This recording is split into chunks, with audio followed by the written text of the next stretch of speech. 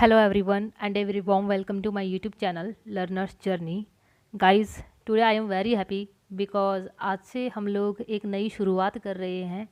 किस चीज़ के लिए? REET 2020 special series.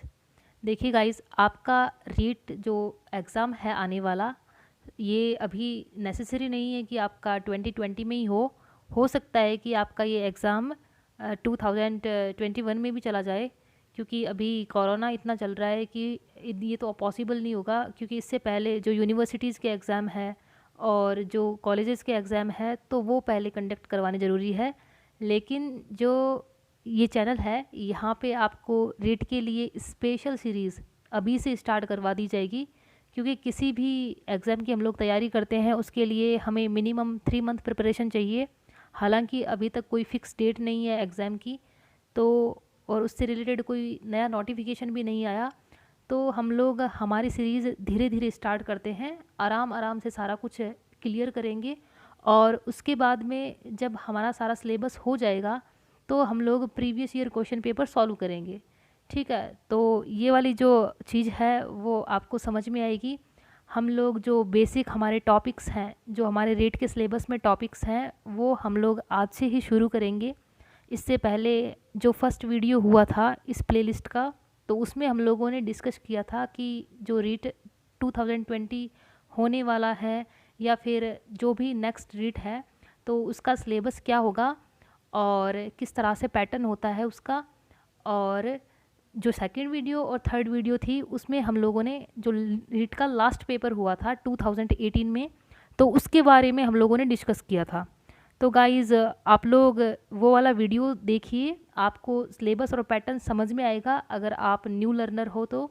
और अगर आप लोग लेटेस्ट जो आपका लास्ट जो पेपर हुआ था 2018 का, लेवल 1 का और लेवल 2 का, उसे आप लोग एक बार सॉल्व कीजिए। आपको एनालिसिस करने के बाद मालूम चलेगा कि रीट की डिमांड क्या है।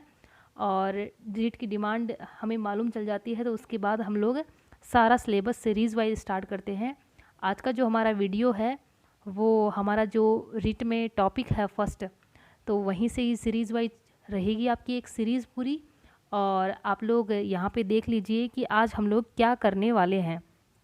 तो गाइज़ देख लीजिए, देखिए जो आपका रीट 2020 के लिए सिलेबस जो नेट पे अवेलेबल है, तो उसके अकॉर्डिंग आपका पहला टॉपिक है चाइल्ड डेवलपमेंट से रिलेटेड। यानी कि फर्स्ट टॉपिक आपका रहेगा कि चाइल्ड डेवलपमेंट क्या है।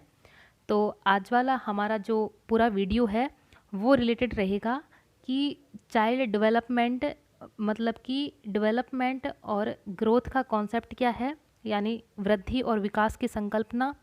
और जो नेक्स्ट टॉपिक रहेगा वो रहेगा कि विकास के विभिन्न आयाम एवं सिद्धांत, मतलब आपको डेवलपमेंट के अलग अलग डायमेंशंस देखने हैं और डेवलपमेंट के प्रिंसिपल्स क्या होते हैं।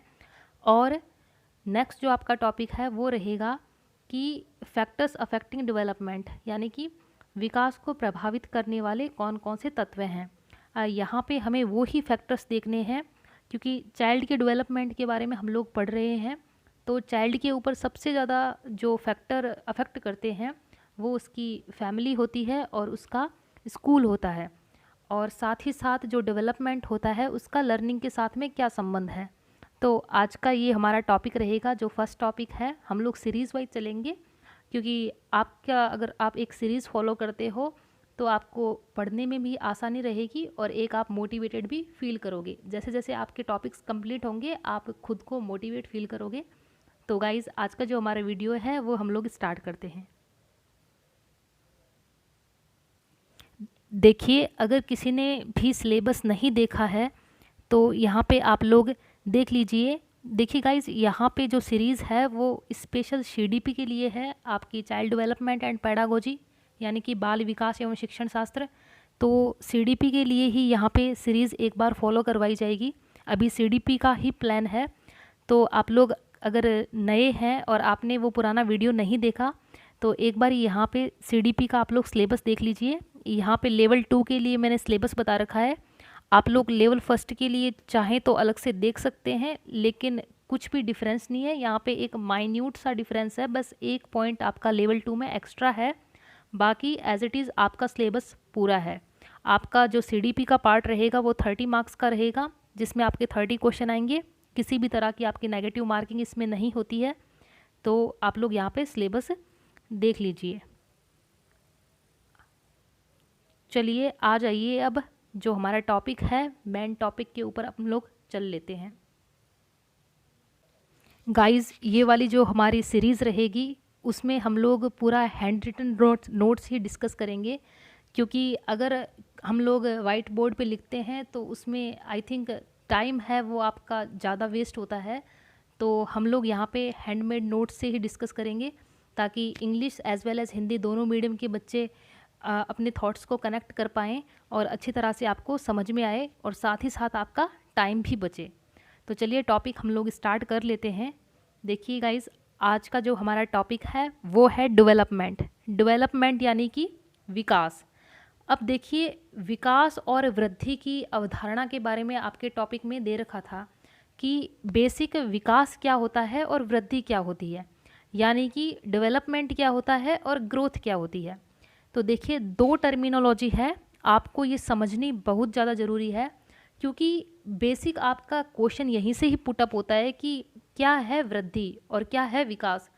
तो गाइस, जो आपका ग्रोथ होता है, ग्रोथ आपके हमेशा फिजिकल चेंजेस होते हैं।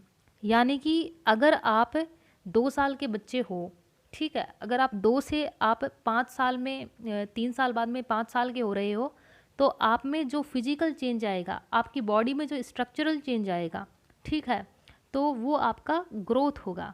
लेकिन डेवलपमेंट एक बड़ा कॉन्सेप्ट है, ग्रोथ एक छोटा कॉन्सेप्ट है। डेवलपमेंट में फिजिकल आपका जो डेवलपमेंट होगा, साथ ही साथ इसमें स्ट्रक्चरल के साथ साथ फंक्शनल चेंजेस भी होंगे। यानी कि अगर कोई भी बच्चा शारीरिक तौर पे डेवलप होता है तो वो ग्रोथ होती है, ठीक है।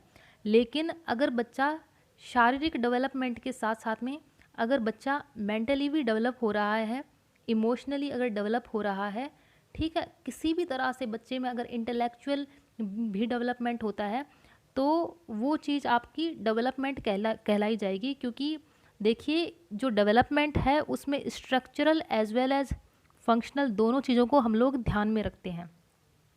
अब देखिए, जो डेवलपमेंट का मीनिंग है, इसमें एक बात आती है कि जो डेवलपमेंट की प्रोसेस है वो प्रोग्रेसिव प्रोसेस होती है, सिस्टमेटिक प्रोसेस होती है। मतलब एक सिस्टम में डेवलप होगी और प्रोग्रेस में होगी। मतलब डेवलपमेंट, विकास कभी भी स्टेटिक नहीं होता, स्थिर नहीं होता। रोज़ किसी ना किसी वे में हम लोग डेवलप होते हैं, चाहे वो फिजिकली हो। फिजिकली तो हम एक पर्टिकुलर एज तक डेवलप होते हैं, लेकिन मेंटली, इमोशनली, इंटेलेक्चुअल, सोशल, ये डेवलपमेंट हमारा जीवन पर्यंत चलता है। इसमें ये नहीं है कि आपका एक फ़िक्स एज तक चलेगा, यानी कि आप 15, 16, 18 साल तक के हुए, उस टाइम तक आपका डेवलपमेंट हुआ और उसके बाद नहीं होगा। देखिए, शारीरिक डेवलपमेंट जो आपका होगा, शारीरिक विकास होगा, वो आपका फ़िक्स एज तक चलेगा, वो ग्रोथ हो जाएगा, ठीक है। लेकिन जो आपका मानसिक विकास है और संज्ञानात्मक विकास है, जिसे हम लोग कॉग्निटिव डेवलपमेंट बोलते हैं, और मॉरल डेवलपमेंट है आपका नैतिक विकास, तो ये हमारी जितने भी डेवलपमेंट है वो जीवन पर्यंत चलेंगे। तो फिजिकली एज वेल एज जितने भी तरह के डेवलपमेंट हैं वो सारे क्या हो जाएंगे, विकास। लेकिन अगर आप फिजिकली डेवलप होते हो तो वो होएगा एक ग्रोथ का पार्ट। और डेवलपमेंट में एक इम्पॉर्टेंट बात ये है कि डेवलपमेंट हमेशा गर्भ से लेके कब्र तक चलता है, ठीक है। यानी यहाँ पे फिजिकल डेवलपमेंट एक पर्टिकुलर स्टेज तक चलेगी, लेकिन मेंटली, इमोशनली और जितने भी सोशली डेवलपमेंट है वो आपका जब तक इंसान की डेथ नहीं हो जाती, जब तक इंसान टॉम्ब में नहीं चला जाता, कब्र में नहीं चला जाता, तब तक उसका डेवलपमेंट चलता रहता है। तो ये डेवलपमेंट वॉम्ब टू टॉम्ब होता है डेवलपमेंट, और ग्रोथ होती है पर्टिकुलर एज तक। तो आई होप आप ग्रोथ और डेवलपमेंट दोनों चीज़ों में डिफरेंस कर पाए होंगे। अब देखिए, डेवलपमेंट के बारे में एक बात और है कि डेवलपमेंट में क्या होता है कि डिपेंडेंस से ऑटोनॉमी आती है, यानी निर्भरता से स्वायत्तता। यानी जब बच्चा छोटा होता है तो उस टाइम वो अपनी मम्मी पे डिपेंड होता है न्यूट्रिशन के लिए, ठीक है। लेकिन जैसे जैसे बच्चा ग्रोथ होगी, जैसे जैसे बच्चा डेवलप करेगा तो उस टाइम क्या होगा, बच्चे में डिपेंडेंसी से वो हटके और वो सेल्फ डिपेंडेंट होने लगेगा। जैसे ही बड़ा होगा वो अपना खाना खुद ही खाएगा, मम्मी को खिलाने की आवश्यकता नहीं है। तो ये एक प्रक्रिया होती है कि निर्भरता से स्वायत्तता एक प्रोसेस होती है। ठीक है, तो यहाँ पे आई होप आपको इसका मीनिंग कॉन्सेप्ट समझ में आया होगा। आ जाइए नेक्स्ट पॉइंट पे। देखिए नेक्स्ट पॉइंट आपका है टाइप्स ऑफ डेवलपमेंट। देखिए डेवलपमेंट यानी विकास आपके अलग अलग प्रकार के होते हैं। जैसे कि हम लोग यहाँ पे मेन देख लेते हैं। पहला जो आपका है वो है संज्ञानात्मक विकास, यानी कि कॉग्निटिव डेवलपमेंट। कॉग्निटिव डेवलपमेंट आपके दिमाग से रिलेटेड डेवलपमेंट होता है। ठीक है, आपका जो ब्रेन है, तो ब्रेन को हम लोग संज्ञान बोलते हैं। प्याजे जो आपके साइकोलॉजिस्ट हुए थे उन्होंने भी संज्ञान की बात कही थी। तो जो ब्रेन से रिलेटेड डेवलपमेंट होगा वो आपका संज्ञानात्मक विकास होगा, और हम कह सकते हैं कि कॉग्निटिव डेवलपमेंट होगा। तो अगर कोई बच्चा बोलना सीखता है, पहले जब बच्चा छोटा होता है तो सिर्फ वो क्राई करता है, लेकिन जैसे थोड़े दिन बाद में वो बलबलाना शुरू करता है, जिसे हम लोग बैबलिंग भी बोलते हैं। और बैबलिंग करने के बाद बच्चा कुछ एक वर्ड्स बोलता है, फिर सेंटेंसेस बोलता है, और फिर एक पूरी भाषा का उसमें विकास होता है। तो अगर लैंग्वेज डेवलपमेंट बच्चे में होगा तो उस तरह के डेवलपमेंट को हम लोग कहेंगे संज्ञानात्मक विकास, यानी कि कॉग्निटिव डेवलपमेंट। देखिए सेकंड टाइप का डेवलपमेंट है शारीरिक विकास। अगर बच्चा फिजिकली ग्रोथ कर रहा है तो उसे हम लोग फिजिकल डेवलपमेंट या फिर शारीरिक डेवलपमेंट बोलेंगे। इसमें जो आपके मोटर डेवलपमेंट, जो आपकी मसल्स होंगी, उनका डेवलपमेंट होगा। अब देखिए मोटर जो डेवलपमेंट होता है वो दो तरह का होता है।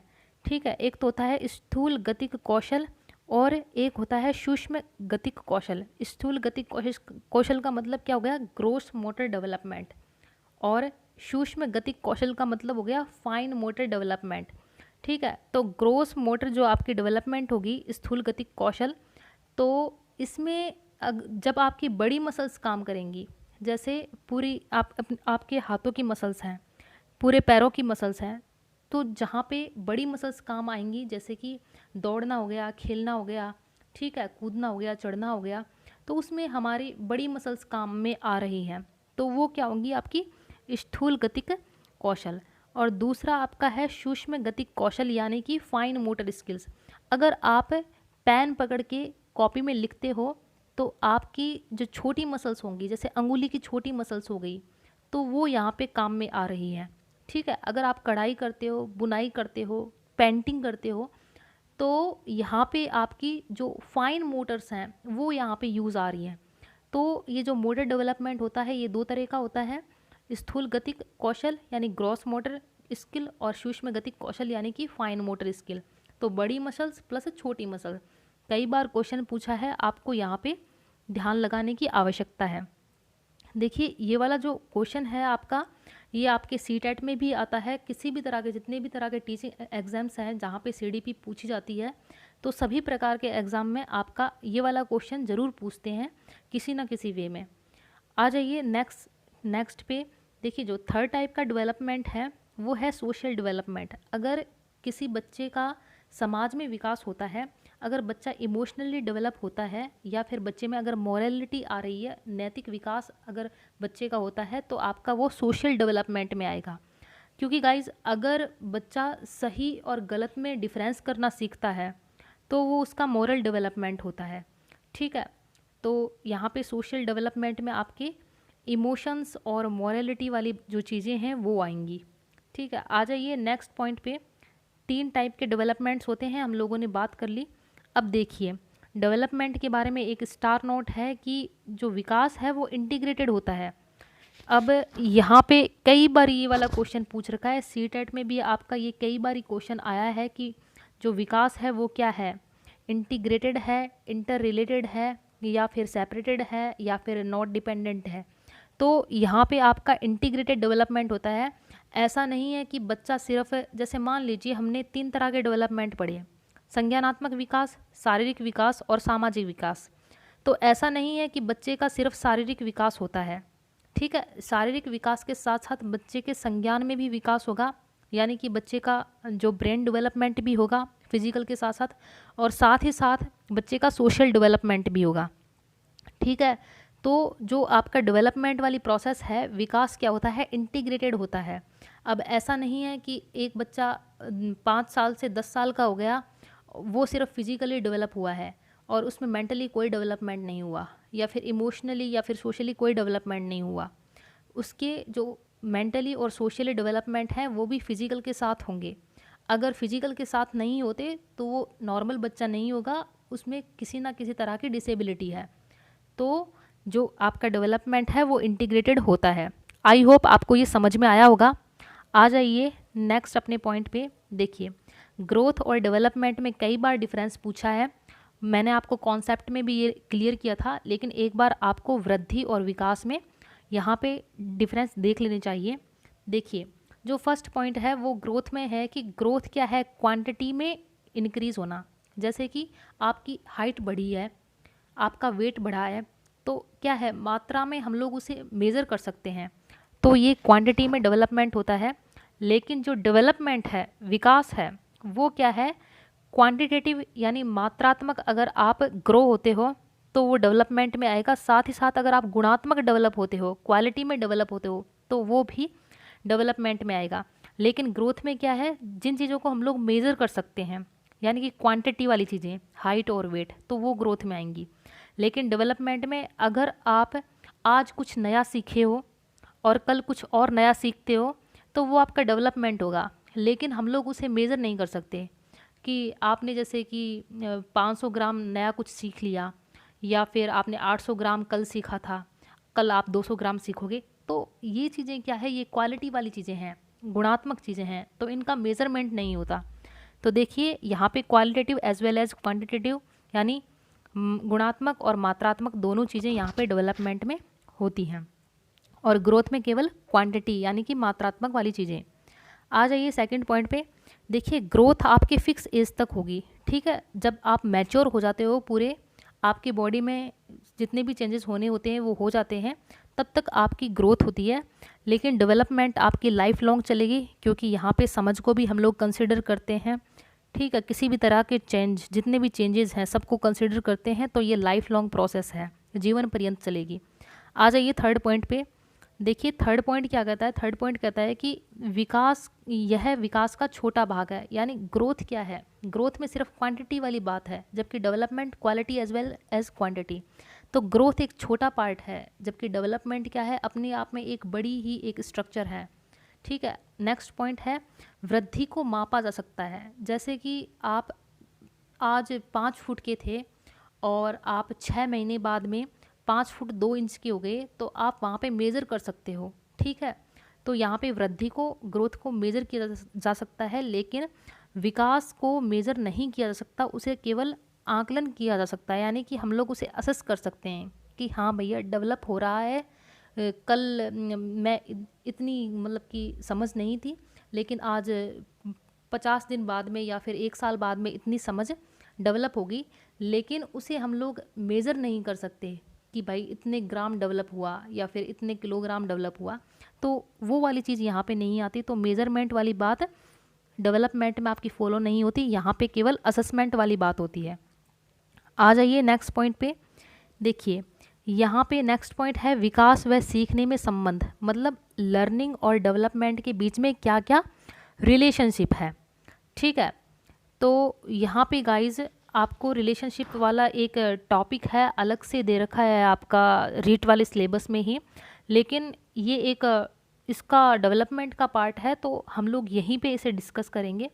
तो देख लीजिए, बिल्कुल छोटा सा पार्ट है। देखिए, सीखना विकास है, क्योंकि यह प्रयास व अभ्यास से होती है। देखिए, जो लर्निंग है, यहाँ पे कहते हैं कि जो लर्निंग है वो डेवलपमेंट है। अगर इंसान कुछ सीखता है तो वो डेवलपमेंट है, क्योंकि यहाँ पे हमें एफर्ट करने पड़ते हैं और प्रैक्टिस करनी पड़ती है, इसीलिए ये डेवलपमेंट है। तो अगर इंसान मैच्योर होगा तभी तो इंसान सीखेगा, और अगर इंसान सीखता है तो उसमें क्या है, डेवलपमेंट होता है, ठीक है। तो ये वाला पॉइंट आई होप क्लियर हुआ होगा। नेक्स्ट पॉइंट है, विकास के लिए लर्निंग व मैच्योरेशन का इंटरेक्शन ज़रूरी है, ठीक है। डेवलपमेंट के लिए सिर्फ एक लर्निंग ही नहीं हो सकती, आपको साथ साथ मैच्योर भी होना पड़ेगा, ठीक है। अगर आप लोग मैच्योर होंगे तो आप लोग लर्निंग कर सकते हो, ठीक है। अगर जैसे पहली क्लास का बच्चा है, ठीक है, तो वो पहली क्लास का बच्चा एमएससी के केमिस्ट्री लेवल के जो न्यूमेरिकल्स हैं वो सोल्व नहीं कर सकता, है ना। तो एमएससी लेवल के न्यूमेरिकल सॉल्व करने के लिए बच्चे को पहले एमएससी लेवल का उसके अंदर ग्रोथ होनी चाहिए, उसके अंदर मैच्योरेशन होनी चाहिए, वो उतना मैच्योर होना चाहिए कि वो उन प्रॉब्लम्स को सॉल्व कर सके। तो यहाँ पे यही बात बोलता है कि विकास के लिए लर्निंग और मैच्योरेशन का इंटरेक्शन ज़रूरी है, ठीक है। केवल ये नहीं कि आप लोग बच्चे को सिखाए जा रहे हो और बच्चा मैच्योर है ही नहीं, बच्चा सीखेगा ही नहीं, ठीक है। तो यहाँ पे इंटरेक्शन होना क्या है, ज़रूरी है। आ जाइए नेक्स्ट पॉइंट पे। देखिए नेक्स्ट पॉइंट क्या कहता है। नेक्स्ट पॉइंट कहता है कि मैच्योरेशन डेवलपमेंट की लिमिट सेट करता है, ठीक है। यहाँ पे वही वाली बात है, बच्चा जितना मैच्योर होगा उतना ही वहाँ पे डेवलपमेंट होगा। मैच्योरेशन का लेवल अगर बच्चे का है ही नहीं तो आप बच्चे को एक लिमिट के बाद में डेवलप नहीं कर सकते, ठीक है। अगर 5th क्लास का बच्चा है तो आप उसे बुक्स पढ़ाना सिखा सकते हो, कुछ एक आप उसे काउंटिंग और पूरा सिखा सकते हो, लेकिन ये नहीं कि आप बच्चे को रिसर्चर बना सकते हो। आप बच्चे को रिसर्चर वहाँ पे नहीं बनाओगे क्योंकि बच्चा मैच्योर है ही नहीं। तो मैच्योरेशन क्या करता है, डेवलपमेंट की लिमिट को सेट करता है। तो आई होप आपको रिलेशन समझ में आया होगा अधिगम और विकास के बीच का। आ जाइए अगले पॉइंट पे। देखिए नेक्स्ट जो आपका पॉइंट है वो है स्टेजेस ऑफ डेवलपमेंट, यानी कि जो विकास है उनकी कौन कौन सी अवस्थाएं हैं। तो यहाँ पे हम लोग सिर्फ अवस्थाएं बच्चों के संदर्भ में ही देखेंगे, क्योंकि गाइज हम लोग चाइल्ड डेवलपमेंट एंड पेडागोजी पढ़ रहे हैं, तो यहाँ पे हमें बच्चों को ही ध्यान में रखना है, चाहे लेवल 1 हो या फिर लेवल 2। अगर लेवल 1 है तो 1st to 5th तक के बच्चों को, और अगर लेवल 2 है तो 6 to 8 तक के बच्चों को। यहाँ पे हमें अडल्ट का डेवलपमेंट ध्यान में नहीं रखना, चाइल्ड डेवलपमेंट का ध्यान में रखना है। इसलिए हमें स्टेजेस पे डेवलपमेंट की एडोलेसेंस तक ही हम लोग यहाँ पे पढ़ेंगे। तो आ जाइए, देखिए जो चाइल्ड डेवलपमेंट था उनकी जो स्टेजेस थी वो स्टेजेस एक आपकी साइकोलॉजिस्ट हुई थी हरलॉक। ये जो हरलॉक थी, इन्होंने चाइल्ड डेवलपमेंट की मेजरली 4 ये दी थी स्टेजेस, जिनमें से इन्होंने जो पहली स्टेज दी थी वो थी प्री नेटल पीरियड, यानी कि गर्भावस्था वाली स्टेज, ठीक है। सेकंड दी थी इन्फेंसी, यानी कि 0 से 2 वर्ष तक की स्टेज, ठीक है। और थर्ड दी थी चाइल्डहुड, जिसमें भी इन्होंने 2 से 12 ईयर बताया था कि टाइम पीरियड चाइल्डहुड का 2 से 12 ईयर होता है, जिसमें भी चाइल्डहुड में 2 अवस्थाएं होती हैं। एक तो आपकी पूर्व बाल्य अवस्था और एक होती है आपकी उत्तर बाल्य अवस्था। पूर्व बाल्य अवस्था में आपकी अर्ली चाइल्डहुड स्टेज आ जाएगी और उत्तर बाल्य अवस्था में लेटर चाइल्डहुड स्टेज, ठीक है। तो यहाँ पे आपको चाइल्डहुड के बारे में भी हम लोग इस स्टेज को अच्छी तरह से करेंगे, क्योंकि ये एक इम्पॉर्टेंट है क्वेश्चन पॉइंट ऑफ व्यू से भी और वैसे भी, ठीक है। और जो लास्ट स्टेज उन्होंने दी थी एडोलेसेंस, इसके बाद हालांकि अडल्टहुड और ओल्ड स्टेज भी दी थी, लेकिन हमें जब स्कूली बच्चों के बारे में पढ़ना है तो ओनली हम लोग यहाँ पे यहाँ एडोलेसेंस तक ही पढ़ेंगे, ठीक है। तो एडोलेसेंस इन्होंने दी थी किशोर अवस्था। अब देखिए, देख लेते हैं एक एक करके सारी स्टेजेस के बारे में। देखिए गाइस, जो प्री नेटल पीरियड होता है वो होता है माँ के गर्भ के अंदर, ठीक है। कॉन्सेप्शन से लेके जब तक बच्चे का बर्थ होता है उससे पहले तक का, यानी कि आप लोग कह सकते हो कि 9 मंथ का होता है, या फिर आप लोग कह सकते हो कि 40 वीक और डेज में देखो तो 240 डेज लगभग इतना होता है, ठीक है। तो प्री नेटल आपका पीरियड गर्भावस्था वाला हो गया। इसका बस ज़्यादातर आपको टाइम पीरियड ही पूछा जाता है, या तो आपको वीक में पूछ लेंगे या फिर आपको डेज में पूछ लेंगे, और मंथ में हमें नॉर्मली पता ही होता है। तो गाइज यहाँ पे हम लोग नेक्स्ट स्टेज पे आ जाते हैं। नेक्स्ट स्टेज है इन्फेंसी। अब देखिए इन्फेंसी कितना टाइम पीरियड है, इन्फेंसी होता है 0 to 2 ईयर, ठीक है। 0 to 2 ईयर इन्फेंसी है। यहाँ पे बच्चे की जो ग्रोथ होती है वो बहुत ज़्यादा फास्ट होती है, यानी बर्थ के बाद में अगर हम लोग देखेंगे कि सबसे ज़्यादा बच्चे की ग्रोथ कौन सी स्टेज में होगी, तो एडोलेसेंस में नहीं होगी, चाइल्डहुड में नहीं होगी, लेकिन इन्फेंसी में आपकी सबसे ज़्यादा स्टेज यहाँ एक ऐसी स्टेज है जहाँ पे सबसे ज़्यादा आपकी ग्रोथ होगी। लेकिन अगर टोटल अगर आपको चारों ऑप्शन देके अगर पूछा जाए कि कौन सी एक ऐसी स्टेज है जहाँ पे बच्चे की ग्रोथ सबसे ज़्यादा होती है, तो यहाँ पे आपका आंसर हो जाएगा प्री नेटल पीरियड, यानी कि गर्भावस्था। अगर गर्भावस्था को क्वेश्चन से हटा दिया जाए और इन्फेंसी, चाइल्डहुड, एडोलेसेंस और अडल्टहुड, ये 4 अगर आपको ऑप्शन दे दे तो आपको इन्फेंसी लगाना है। यानी कि अगर आपको गर्भावस्था नहीं दिया तो आपको इन्फेंसी लगाना है, अदरवाइज़ आपको गर्भावस्था लगानी है। ठीक है, तो गाइज़ यहाँ पे आपको ये वाला समझ में आया होगा। अब देखिए जो इन्फेंसी स्टेज है वो 0 से 2 ईयर यानी कि बर्थ के बाद से लेके 2 साल तक होती है। यहाँ पे रैपिड ग्रोथ होती है, मतलब बच्चा फिजिकली बहुत ही जल्दी डेवलप होता है। और इस एज को आप लोग टॉय एज भी कह सकते हो, यानी खिलौना आयु, क्योंकि बच्चा यहाँ पे खिलौनों के साथ खेलता है। ठीक है, नेक्स्ट है आपकी चाइल्डहुड। अब देखिए चाइल्डहुड में 2 स्टेजेस हैं। जो पूर्व बाल्य अवस्था है 2 से 6 ईयर, यानी कि यहाँ पे आपकी अर्ली चाइल्डहुड स्टेज होगी 2 to 6 ईयर, और जो लेटर चाइल्डहुड स्टेज है वो आपकी होगी 7 से 11 ईयर। ठीक है, तो यहाँ पे एक बारी आप लोग देख लो चाइल्डहुड का। तो देखिए यहाँ पे इम्पोर्टेंट है, अर्ली चाइल्डहुड से कई सारे क्वेश्चंस पूछे जाते हैं। देखिए अर्ली चाइल्डहुड को यानी कि आपकी जो पूर्व बाल्य अवस्था होती है उसे आप प्री गैंग एज भी बोलते हो। यानी कि ये वो टाइम पीरियड है जहाँ पे बच्चा गैंग बनाने से पहले रहता है। मतलब लेटर चाइल्डहुड स्टेज ऐसी है जहाँ पे बच्चा गैंग बना के रहता है। अब गैंग का मतलब ये नहीं कि गुंडागर्दी करता है, गैंग का मतलब ये है कि बच्चा झुंड में रहता है। जो बच्चे के सेम जेंडर के जो बच्चे होते हैं, बॉयज़ बॉयज़ के साथ में रहेंगे, गर्ल्स गर्ल्स के साथ में रहेंगे, एक ग्रुप बना के बढ़िया अपना गेम और खेलेंगे। ठीक है, तो यहाँ पे लेटर चाइल्डहुड में गैंग एज होती है, इसे प्री गैंग एज बोलते हैं, यानी कि गैंग बनाने से पहले की एज। ठीक है, इसे प्री स्कूल एज भी कहते हैं। प्री स्कूल एज इसलिए बोलते हैं क्योंकि स्कूल जाने से पहले की अवस्था है। 2 से 6 ईयर यहाँ पे बता रखा है। तो टेक्निकली 2 से जो 6 साल होती है वहाँ पे बच्चे को हम लोग 5 साल के बाद ही स्कूल भेजते हैं, और बाकी जैसे नर्सरीज और हैं यहाँ पे उन चीज़ों को कंसिडर नहीं किया है। लेकिन जो टेक्निकली है वो हम लोग 5 साल के बाद भेजते हैं, तो यहाँ पे प्री स्कूल एज भी अर्ली चाइल्डहुड ही हो जाएगा। देखिए जो स्कूल एज है उसे कहते हैं लेटर चाइल्डहुड। ठीक है, उत्तर बाल्य अवस्था। उत्तर बाल्य अवस्था में बच्चा स्कूल जाना स्टार्ट करता है। ठीक है, अब अगला पॉइंट है आपका प्ले एज। देखिए अर्ली चाइल्डहुड को आप लोग प्ले एज बोलोगे। देखिए कई बार आपको ये क्वेश्चन पूछ रखा है यहाँ पे कि प्ले एज आप किसे बोलोगे, तो आपका जो अर्ली चाइल्डहुड है पूर्व बाल्य अवस्था, तो वो आपकी प्ले एज हो जाएगी। यहाँ पे जो लैंग्वेज का डेवलपमेंट है वो बहुत ज़्यादा फास्ट होता है। देखिए 2 से 6 साल का बच्चा सारे सेंटेंसेस बोलने लग जाता है। ठीक है, 2 साल तक बच्चा, 2 साल से पहले बच्चा पहले तो पैदा होते ही वो सिर्फ ओनली क्राई करेगा, फिर उसके बाद में वो थोड़ा बलबलाना शुरू करेगा, यानी कि पापा मामा बाबा, है ना, ऐसी चीज़ें कुछ एक बोलेगा। फिर उसके बाद में बच्चा वन वर्ड चीज़ें बोलेगा, और फिर उसके बाद में बच्चा सेंटेंस फॉर्मेशन बोलेगा। तो यहाँ पे भाषा का विकास तीव्र गति से होता है, यहाँ पे बच्चा सेंटेंस फॉर्मेशन करता है। ठीक है, तो यहाँ पे आपकी अर्ली चाइल्डहुड स्टेज होगी। और एक यहाँ पे डेवलपमेंट बहुत फास्ट है, तो 90% जो आपका ब्रेन का डेवलपमेंट है तो वो बच्चे का अर्ली चाइल्डहुड स्टेज में ही हो जाता है। जैसे कि 2 से 6 साल के बच्चे को हमें एक पेरेंट्स होने के नाते अच्छा न्यूट्रिशन प्रोवाइड करवाना चाहिए।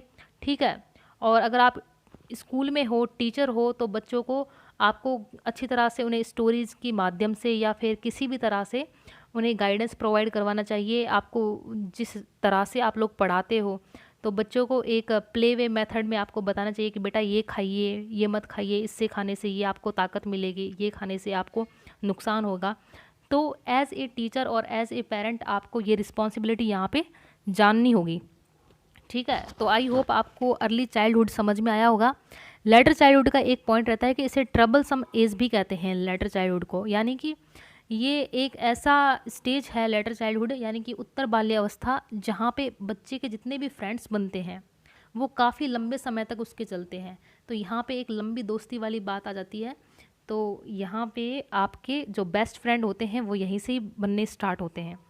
तो आई होप आपको चाइल्डहुड समझ में आया होगा। देखिए गाइज, आपको चाइल्डहुड ध्यान में रख लेना है बिल्कुल, क्योंकि देखिए यहाँ से कई सारे क्वेश्चन पूछे जाते हैं। देखिए गैंग एज कौन सी एज को, कौन सी स्टेज को बोलोगे, स्कूल एज कौन सी स्टेज को बोलोगे, ट्रबल सम एज कौन सी स्टेज को बोलोगे। 3 क्वेश्चन तो यहीं से ही हो गए। एक क्वेश्चन हो गया प्ले एज किसको बोलोगे, pre gang age, pre school age, और सबसे ज़्यादा ब्रेन डेवलपमेंट कब होता है। तो यहाँ पे ये जितने भी पॉइंट हैं सारे काम के हैं, कोई भी कचरा नहीं है। ठीक है, तो आपको ये यहाँ पे ध्यान में रखना होगा। आप लोग खुद previous year question paper solve कीजिए, रीट का एग्ज़ाम देखिए, सीटेट का एग्ज़ाम देखिए, कोई भी एग्ज़ाम देखिए, यहाँ से आपको क्वेश्चन डेवलपमेंट से पक्का मिलेगा। हालांकि डेवलपमेंट 4 से 5 नंबर के क्वेश्चन आपको यहाँ से पूछ लिए जाते हैं, इसलिए आपको ये जो टॉपिक है वो करना बहुत नेसेसरी है, आपको करना ही पड़ेगा। ठीक है, अब आ जाइए लास्ट स्टेज। लास्ट स्टेज हमने यहाँ पे छोड़ी थी एडोलेसेंस। ठीक है, किशोरावस्था। यानी किशोरावस्था देखिए गाइज, बेसिकली किशोरावस्था होती है आपकी 12 से 19 वर्ष या 18 वर्ष या फिर 13 से 19 वर्ष जनरली। ठीक है, लेकिन अगर आपसे पूछा जाए कि WHO यानी कि वर्ल्ड हेल्थ ऑर्गेनाइजेशन के अकॉर्डिंग किशोरावस्था कौन सी है, तो 10 से 19 वर्ष WHO ने बताया है कि जो 10 से 19 साल की जो अवस्था है वो किशोरावस्था होगी। आ जाइए अगले पॉइंट पे। यहाँ पे स्टेजेस हो गई हमारी चारों, तो देख लीजिए इनको। अब देखिए, ग्रोथ और डेवलपमेंट यानी कि वृद्धि और विकास को अफेक्ट करने वाले फैक्टर कौन से हैं, यानी कि ऐसे कौन से कारक हैं जो वृद्धि और विकास को अफेक्ट करते हैं। देखिए, दो तरह के कारक होते हैं, एक तो इंटरनल और एक एक्सटर्नल। ठीक है, आंतरिक कारक और बाहरी कारक। तो आंतरिक में तो आपके हेरिडिटी आ जाएगा, यानी वंशानुक्रम, उसके ऊपर आपका कोई जोर नहीं है, बायोलॉजिकल है, ये भी आंतरिक है। जब पेरेंट्स से ऑफ स्प्रिंग बनता है, जब एक जनरेशन से दूसरी जनरेशन बनती है, तो हेरिडिटी और बायोलॉजिकल जो रोल है वो आपका इंटरनल फैक्टर है। ठीक है, तो यहाँ पे ये दोनों चीज़ें ऐसी है जो ग्रोथ और डेवलपमेंट को अफेक्ट करेंगी। अगर किसी बच्चे के दोनों पेरेंट्स, मदर और फादर दोनों बौने हैं, तो हो सकता है कि उस बच्चे में काफ़ी चांसेस हैं कि वो बच्चा भी बौना हो। तो जीन्स यहाँ पे रोल इफेक्ट करते हैं, रोल प्ले करते हैं कि जीन्स की वजह से ही बच्चा किसी तरह से अपने माँ पे या फिर अपने पिता पे जाए। तो ये इंटरनल फैक्टर हो गया। इमोशनल भी बच्चे का इंटरनल फैक्टर है। अगर माइंड के अंदर की बात करते हैं, कॉग्निशन की हम लोग बात करते हैं, संज्ञान की हम लोग बात करते हैं, तो ये एक इंटरनल फैक्टर है। सोशल नेचर, अब यहाँ पे बाहर की सोसाइटी की बात नहीं कही है, बच्चे का खुद का आंतरिक सोशल नेचर कैसा है, यानी कि बच्चा इंट्रोवर्ट है या फिर एक्सट्रोवर्ट है। यानी कि इंट्रोवर्ट तो वो तब होगा जब वो किसी से बातचीत नहीं करेगा, अपने आप में रहेगा, गुमसुम सा रहेगा। ठीक है, और एक्सट्रोवर्ट कब होगा, जब बच्चा समाज में जल्दी से मिल जाता है, सभी लोगों से अच्छी तरह से बात करता है, और मतलब अपनी जितनी भी फीलिंग्स होती हैं उन्हें एक्सप्रेस कर देता है जल्दी से, तो वो एक्सट्रोवर्ट। तो वो एक बच्चे की खुद की पर्सनैलिटी होती है, तो यहाँ पे इसे भी हम लोग इंटरनल फैक्टर मानेंगे।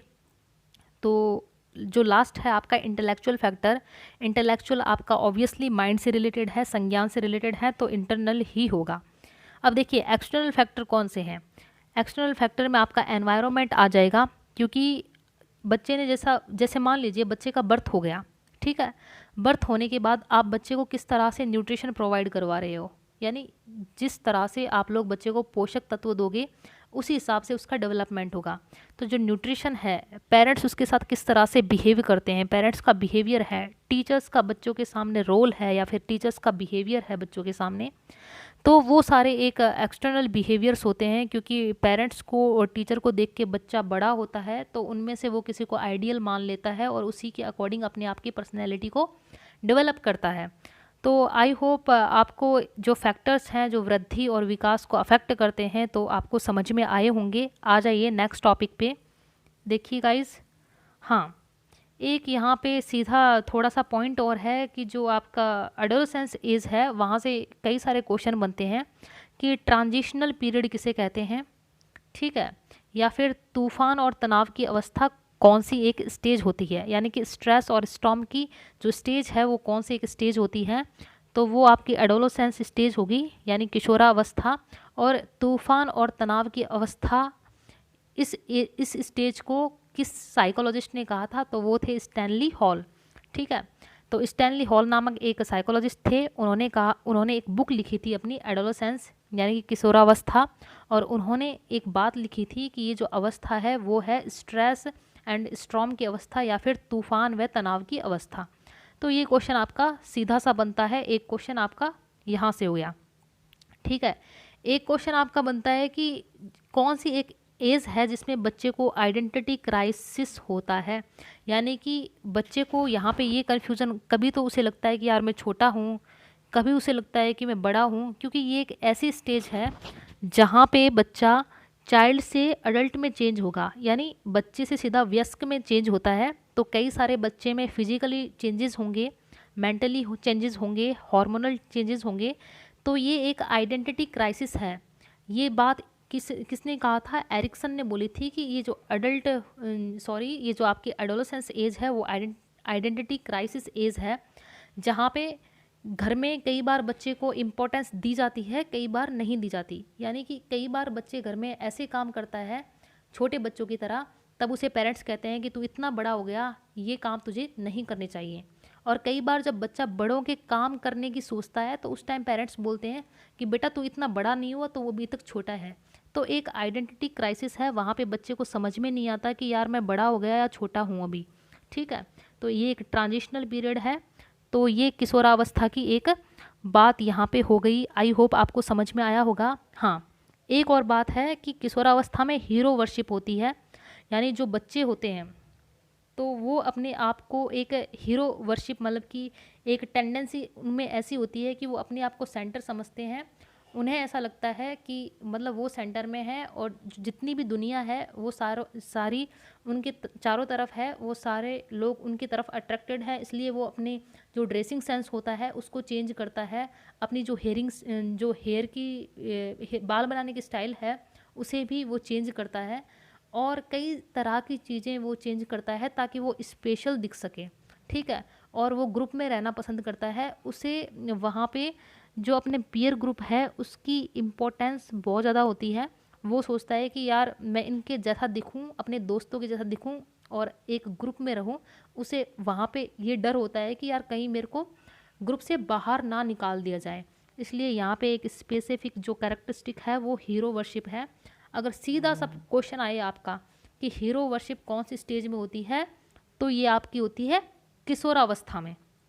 ठीक है, आई होप आपको स्टेजेस सारी समझ में आई होगी। हाँ, एक और इम्पोर्टेंट बात है, ये एक ऐसी स्टेज है जहाँ पे बच्चा या तो बन सकता है या बिगड़ सकता है। ये बात आपको जब आप लोग एडोलेसेंस में होंगे तो आपके टीचर्स ने भी आपको 11th-12th में कहा होगा कि ये एक ऐसी स्टेज है जहाँ पे बच्चा बन भी सकता है और बिगड़ भी सकता है। तो अगर बच्चा यहाँ पे किसी बुरी डायरेक्शन में जाता है, या फिर जैसे स्मोक हो गया, ठीक है, या फिर कोई इसी तरह की कोई नेगेटिव चीज़ें हो गई जिससे बच्चे को नुकसान हो, तो उस समय में आपको काउंसलिंग सेशन एक टीचर होने के नाते प्रोवाइड करवाने चाहिए। क्योंकि एक बच्चे में सही और गलत में डिफरेंस करने की क्षमता तो होती है, लेकिन अगर वो नेगेटिव डायरेक्शन में चला जाएगा तो फिर से पॉजिटिव में नहीं आएगा। तो आपको एक टीचर होने के नाते वहाँ पे काउंसलिंग सेशन लगाने हैं और बच्चों को किसी भी तरह से एक पॉजिटिव एनवायरनमेंट में फिर से लेके आना है। तो ये हो गई किशोरावस्था की बात। अब देखिए लास्ट टॉपिक है हमारा प्रिंसिपल्स ऑफ डेवलपमेंट, यानी कि विकास के सिद्धांत।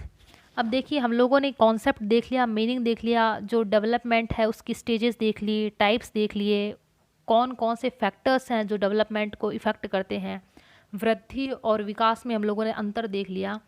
तो ये टॉपिक अपना लगभग कंप्लीट हो चुका है। बस एक है पॉइंट अपना लास्ट वाला कि विकास के सिद्धांत कौन कौन से हैं।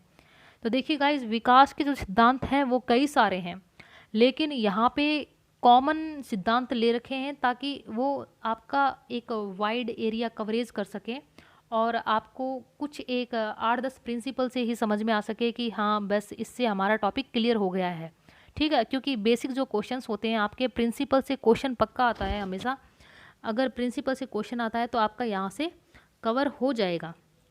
ठीक है, क्योंकि ये प्रीवियस जो ईयर है उनके प्रिंसिपल्स कहाँ कहाँ से क्वेश्चंस पूछे गए हैं उनको ध्यान में रखते हुए यहाँ पे डिस्कस करवाए जाएंगे।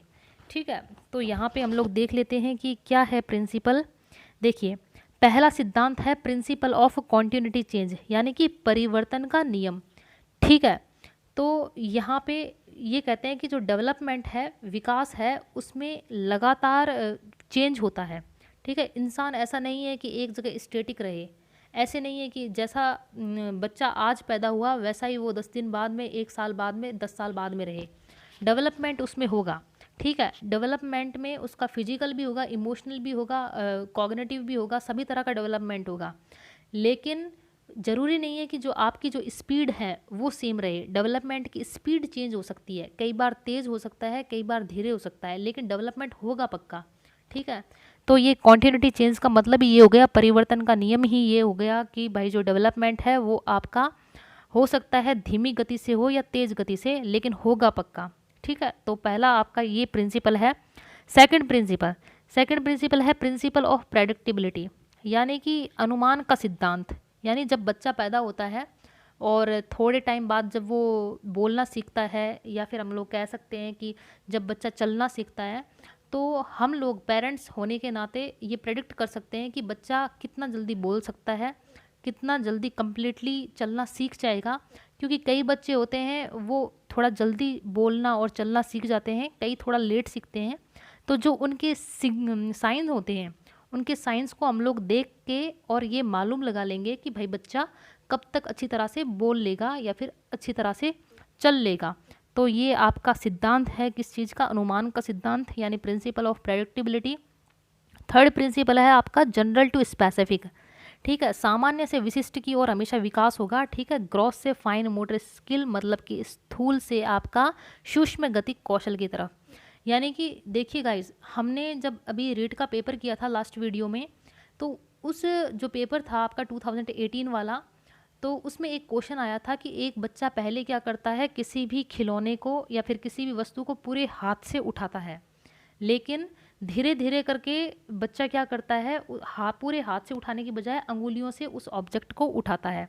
मतलब बच्चे में होल टू पार्ट डेवलपमेंट हो रहा है, यानी कि जनरल से स्पेसिफिक, यानी सामान्य से विशिष्ट की ओर होता है। पहले बच्चा बड़ी मसल्स को यूज़ लेता है, पूरे हाथ की मसल्स को, यानी कि ग्रॉस को, स्थूल मसल्स को। ठीक है, फिर बच्चा क्या करता है, जो छोटी मसल्स हैं उनको यूज़ करता है, फाइन जो मोटर स्किल्स होती हैं आपको उनको यूज़ करता है। तो जो डेवलपमेंट है वो आपका कैसा होता है, हमेशा जनरल टू स्पेसिफिक, यानी कि सामान्य से विशिष्ट की ओर। आ जाइए अगले पॉइंट पे। देखिए, फोर्थ प्रिंसिपल है कि इंडिविजुअल डिफरेंसेस का सिद्धांत, यानी कि व्यक्तिक विभिन्नताएं बच्चों में पाई जाती हैं, तो व्यक्तिक विभिन्नताओं का सिद्धांत, यानी कि दो बच्चे एक जैसे नहीं हो सकते, बच्चों में हमेशा डिफरेंसेस पाए जाते हैं और उन डिफरेंसेस के अकॉर्डिंग ही टीचर को स्कूल में पढ़ाना चाहिए। ठीक है, डिफरेंसेस को ध्यान में रखते हुए आपको ईच एंड एवरी बच्चे को क्लास में ध्यान रखना है, सभी की नीड्स को ध्यान में रखना है और फिर उसके अकॉर्डिंग पढ़ाना है।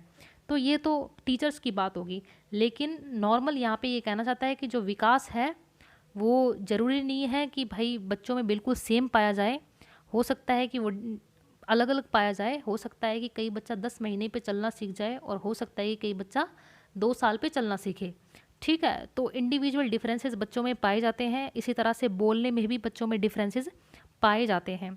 ठीक है, तो आई होप आपको ये 4 प्रिंसिपल समझ में आए होंगे। जो नेक्स्ट प्रिंसिपल है ये इम्पोर्टेंट है।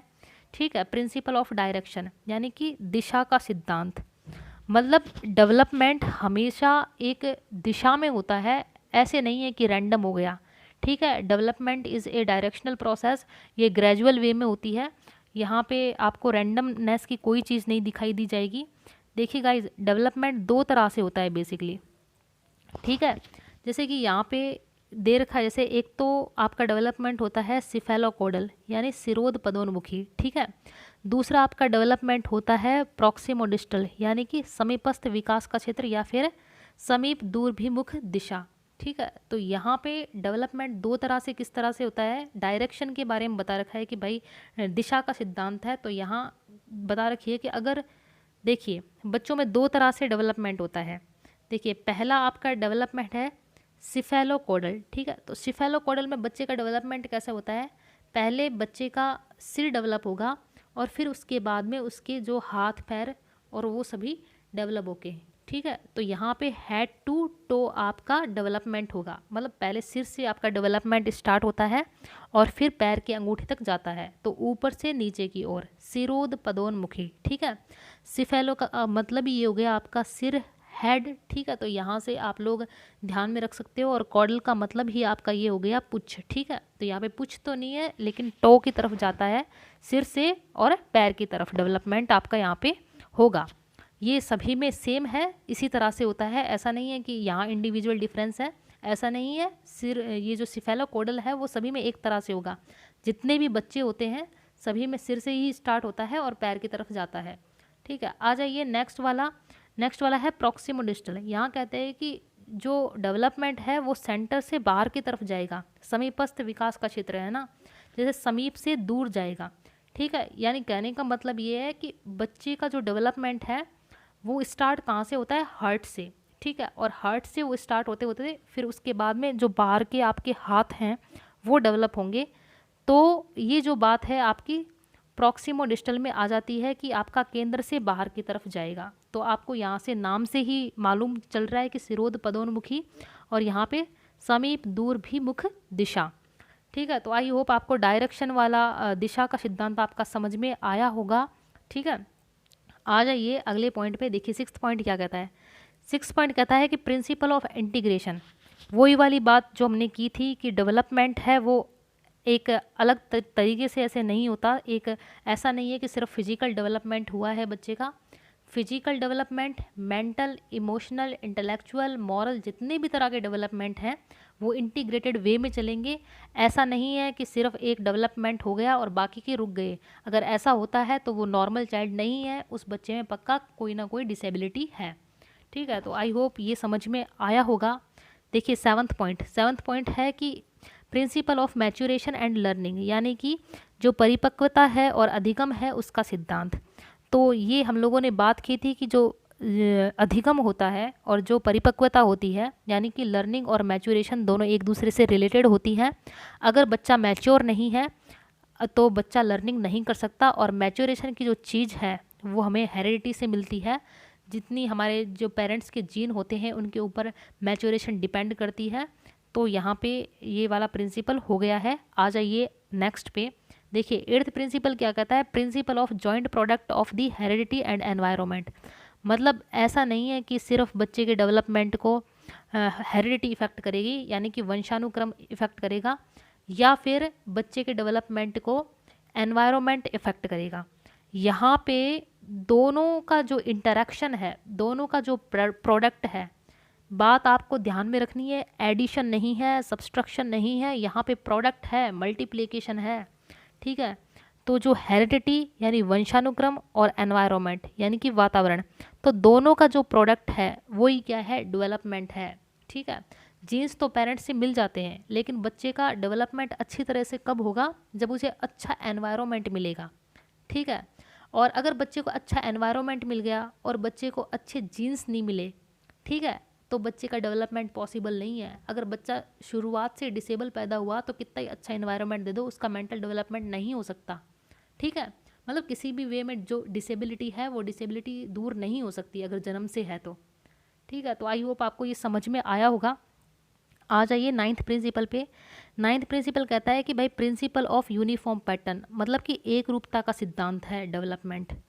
एक रूपता का सिद्धांत कैसे है, मतलब डेवलपमेंट इक्वल वे में होता है। जैसे अब हम लोगों ने यहाँ पे पढ़ा था कि सिफेलोकोडल वाला और एक प्रॉक्सिमोडिस्टल वाला नाम, ठीक है, पीछे सिरोध पदोन्मुखी और समीप दूर विमुख दिशा। ठीक है, तो यहाँ पे ये कहते हैं कि यूनिफॉर्म पैटर्न में डेवलपमेंट होगा अगर एक सेम स्पीसीज़ है। ठीक है, जैसे ह्यूमन बीइंग है, जितने भी इंसान हैं तो उनमें सभी में एक तरह से डेवलपमेंट होगा।